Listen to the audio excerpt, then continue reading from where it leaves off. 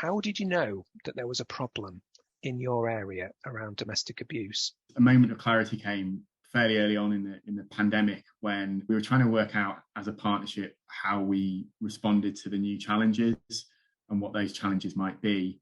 And one of the elected officials, Councillor Jenkins, says, "Do you know what I'm seeing? I'm seeing more domestic abuse, more coming to me." And said, "That's interesting. I've seen 2 people this morning."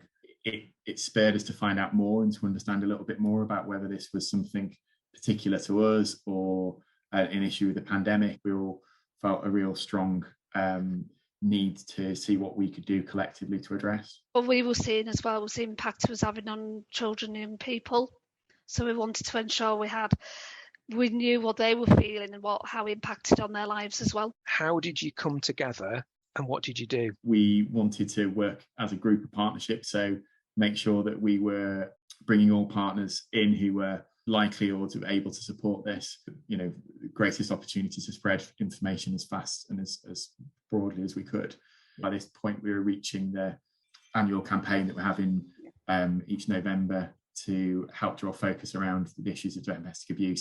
How did the partnership working in Seacroft enable this, this 4-part plan to get off the ground?